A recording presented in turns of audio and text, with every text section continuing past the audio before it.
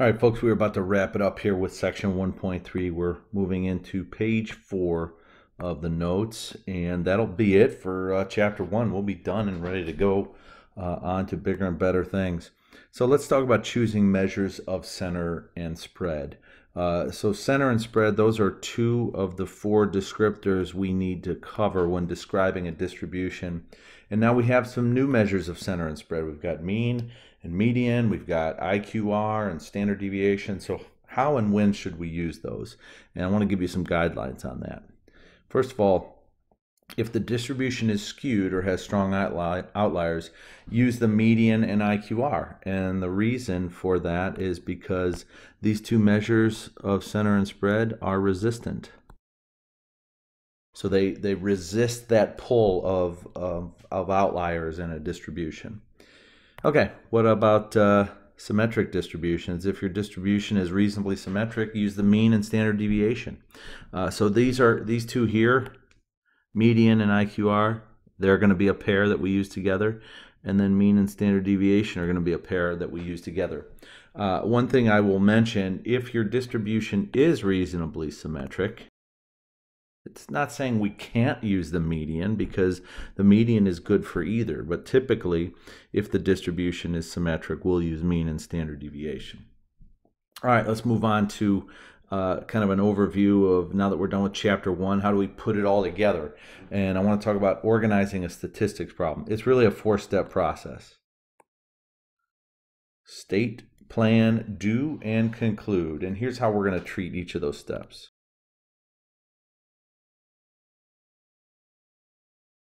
So we'll start by actually stating a question. What is it that we're trying to answer? Then we'll go ahead and plan our approach.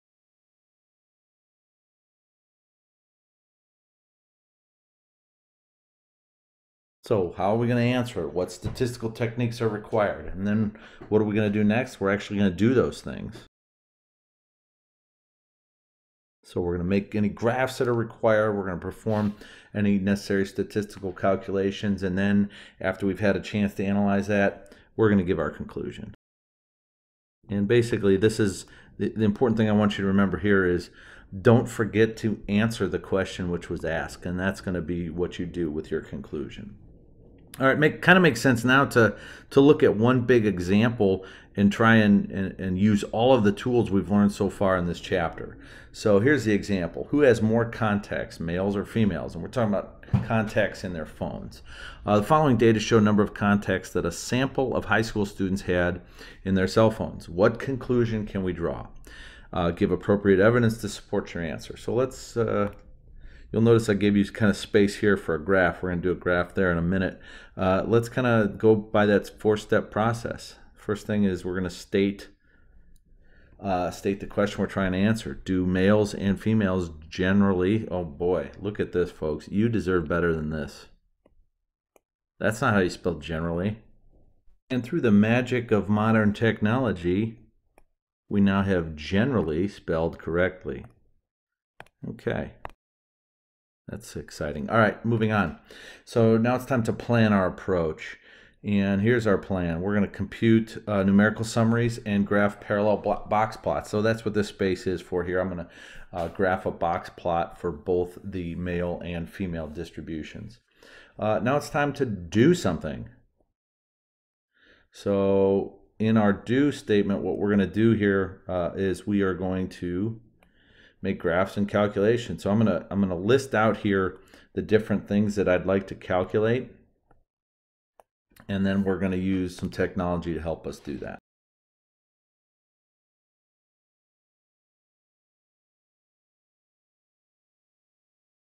So we're going to look at the number of observations in each distribution, the mean, standard deviation, and then the 5-number summary.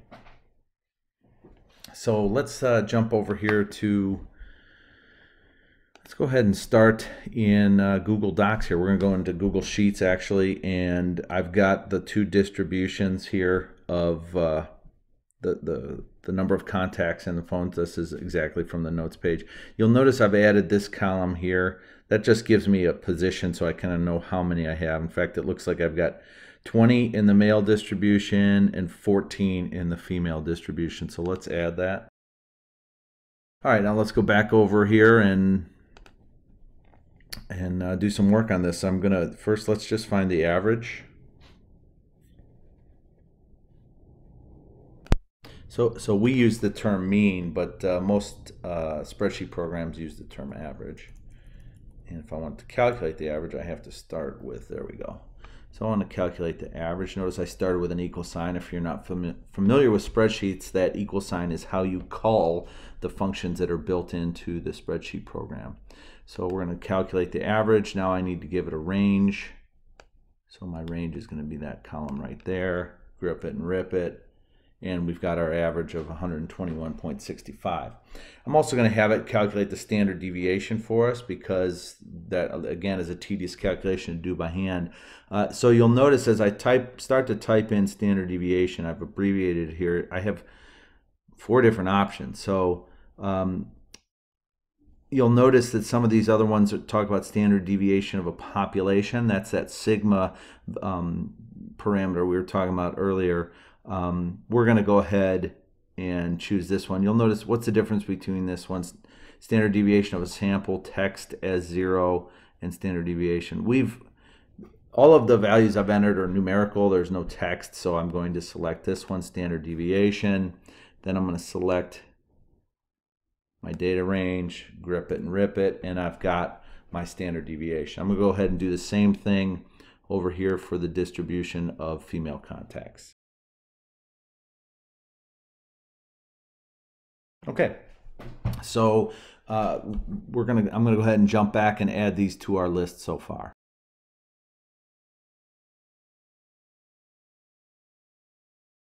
All right, now we need to look at the 5-number summary, and in order to do that, I really need to have this list sorted in order from smallest to biggest, and it currently isn't.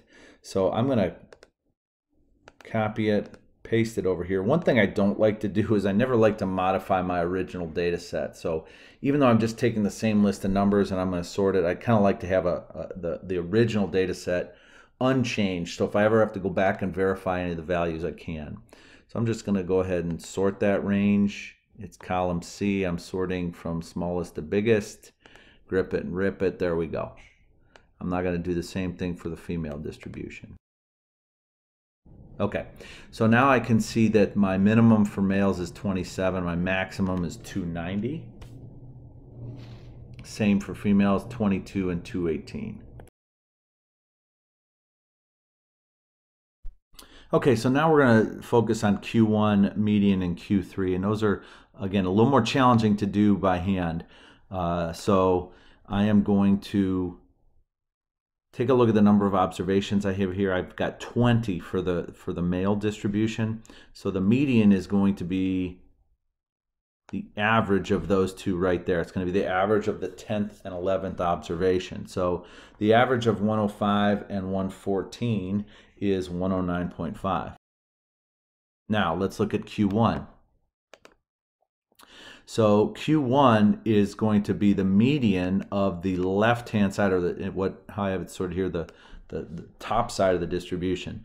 There are 10 observations there, so it's going to be the average of the 5th and 6th observation. So the average of 44 and 85, and that's 64.5. Okay, how about Q3? Well, Q3 will be the median of the top half of the distribution, so observations 11 through 20, and that'll be the average of the 15th and 16th observation, 167, 168. That's easy, that's 167.5. Using the same procedure on the female distribution, you should be able to find the following. You should be able to find that Q1 is 83, the median is 129, and Q3 is 180. Just a couple comments here.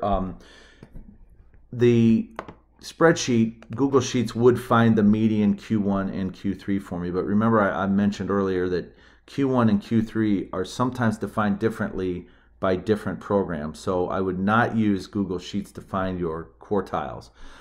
Your calculator, though, uses the same definition for the quartiles that we do, so feel free to use your TI Inspire for that. Okay, well, what should we do now? Let's go ahead and jump back here, because I think we have all the numbers we need to get started. I would kind of just like to look real quick and see if we have any outliers. And the outlier test, if you remember, it's the 1.5 times IQR test. So I'm going to need to know what the IQR is for both distributions. I'm going to take a look at that real quick. 180 minus 83 is 97, so that's the IQR for the female distribution.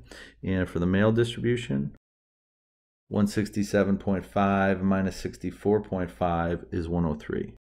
Now let's test to see if we have any outliers. Q3, 167.5 plus 1.5 times 103 is 322. Well, my maximum is less than that, so the max is not an outlier. Now let's look on the left-hand side of the distribution, Q1 minus 1.5 times IQR. So that's going to be 64.5 minus 1.5 times 103, and that's actually a negative value, negative 90, and that makes no sense. So even if we had somebody with 0 contacts, it would not be considered an outlier. How about the female distribution? Q3 plus 1.5 times IQR for the female distribution is 325.5. So again, our max of 218 is not an outlier. Let's look at the other end of the distribution. Q1 minus 1.5 times IQR is also a negative value, negative 62.5. So no outliers in either distribution. That's nice to know. Okay, so let's take a look now at a we're going to do a side-by-side box plot, and what I'm going to do is I'm going to include the male distribution up here and the female distribution down here. I'm going to put a line across the screen here and here. I'm going to delete those lines in a minute. I'm just using that to kind of help me line up my 5-number summary on the graph. So this graph starts at 25. It starts at 0, but every vertical line represents 25. So there's going to be 50, 75. I got 100 here.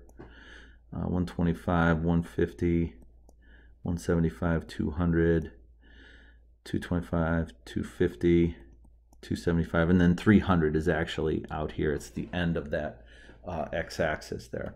Okay, so for males, I have the minimum 27, and then 64.5 for Q1. My median is 109.5. Q3, 167.5. And last but not least, my max of 290. This line I don't need anymore, so I'm going to get rid of it. Okay, so what's the box plot look like? There's our box plot. So from this box plot, I can see already that the distribution is slightly skewed to the right. That's one thing we can see very quickly from a box plot. And again, I'm approximating this on this graph, and this is just for comparison purposes. If I wanted a perfect box plot, I would do it with my calculator. Okay, so how about the female distribution? Female distribution has a minimum of 14, Q1 of 83, median of 129, Q3 of 180, and then our max of 218. Okay, so there's the box plot for the female distribution, and don't see as much skewness in this distribution as I do in the male distribution. In fact, I would say that this is roughly symmetric. So what now? We've done our state, plan, and do. It's time to make some conclusions. So here are my conclusions. The male distribution is slightly skewed right with a median of 109.5. Female distribution is roughly symmetric with a median of 129, which is higher than the median of the male distribution. The male distribution has slightly more variability than the female distribution based on both IQR and standard deviation. So if we take a look at that standard deviation for males, it's higher than females, and then IQR is also slightly higher. So just a little more variation in the male distribution than female distribution. And neither distribution has outliers, so we're good there. So you'll notice this statement that I made here sounds an awful lot like compare the distributions, and that's what I've done. So to start my conclusion, I'm going to compare the distributions and then make a final conclusion as follows. Based on the samples provided, females have more contacts than males because both mean and median are slightly larger. What I'd probably say after that is I'd like to say that it's not terribly larger. So there's not a great deal of difference between the male and female distributions. It's just that the females have slightly more context than the males. Folks, that is it. We are done with Chapter 1. Congratulations. I hope you've enjoyed this. Stay tuned for Chapter 2.